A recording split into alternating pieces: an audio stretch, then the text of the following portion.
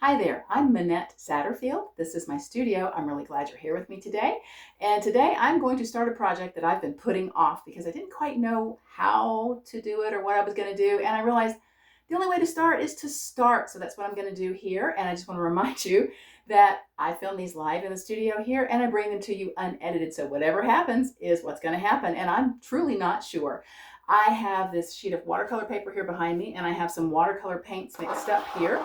I'm using quinacridone gold, quinacridone red, because I want a really rich shade of orange because I'm working on something that is going to hopefully reflect the full moon, the idea of the full moon. And you know how a full moon is just a beautiful copper. And then I'm going to work with some Sumi ink to get some black lines shot through it, I hope. Again, I'm not entirely sure. So I've got my watercolors mixed up. I've got my big watercolor brush, the big one, size 50. And just an entire sheet. So what I'm going to do is, the first thing I'm going to do is I'm going to wet this down a little bit with this spray bottle, just so that the paint just isn't going onto a dry sheet of paper. Sometimes when a sheet of paper is super dry and you're putting watercolor on it, it wants to not spread as well, or maybe make some harsh lines. And this way it's just going to give it some places to go. And it is probably also going to go to the bottom and make a huge mess down here. So before I do one more thing, I'm just going to put a few paper towels across the bottom here to sop up some of what I think is going to be a big mess. I could be wrong. And paper towels, when they have watercolor paint on them, are just beautiful when they're dried. So let's just see what we can do here with this gold and this red, which I hope is going to mix and make a really nice shade of orange. That's what I'm aiming for. And it does. And I'm just going to, my intention is just to cover the sheet with whatever the color wants to be. I'm not going to worry too much about mixing it on the paper or adding too much water like this, because that is the thing about watercolor, is once you get that paint on there, you can see it's running down and making a big mess down there, which is fine, totally fine.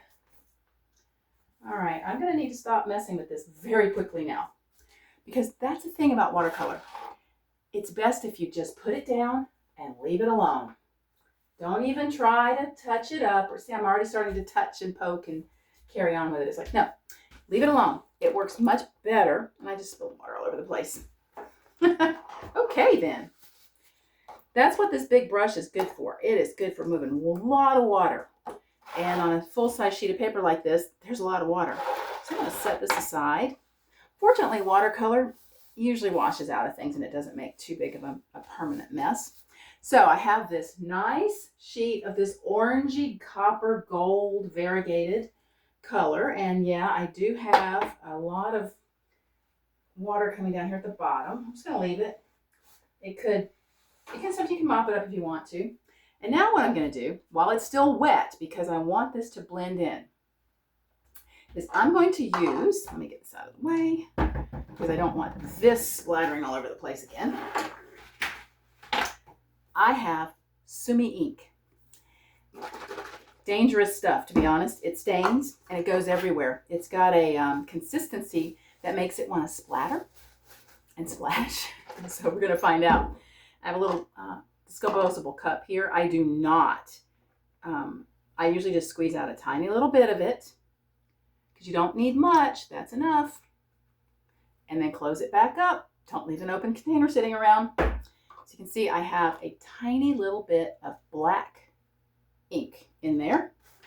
And I'm not going to use a brush because that's just going to make a mess. I'm going to use, okay. I set out a tool, but I seem to have lost it. Oh, this will do. This is just a rubber, it's a rubber paint applicator, pastel. So I'm just going to dip it in the ink. You don't need much. You really don't need much. I might need a little bit more. Oh, but you can see it wants to. You know what? I think I want to, I love the way the marks look like calligraphy. And the idea is to get it on there before the paint has completely dried so it can blur and smooth and carry on. And I'm not really being super careful with this because I think I'm going to end up masking out a lot of what's going on here.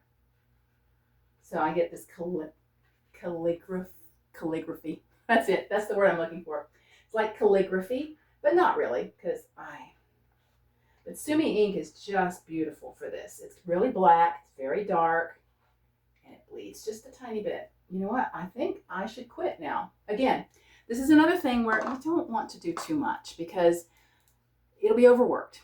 And once it's overworked, it's really hard to bring it back. And now, this cup, I'm just going to tuck that down in there. I'm going to put that whole thing in the trash before it gets on my hands and my clothes and my face. So, it is now time, like I said, with watercolor, it's best just to leave it alone. Don't keep touching it. Don't keep trying to fix it. Watercolor looks best when it is just left to its own devices. And then if you have to do something later, well, you can come back and do that later. And I'm going to see if I can move this up there and let you see it. See, that's going to be beautiful when it dries. And I think it's going to serve the purpose that I'm aiming for, which is the color of the newly risen full moon. Thanks for being here with me today. I'm so glad. I just want to remind you that the only place to keep up with me is in my newsletter because I'm not on any social medias. And I'll talk to you again soon.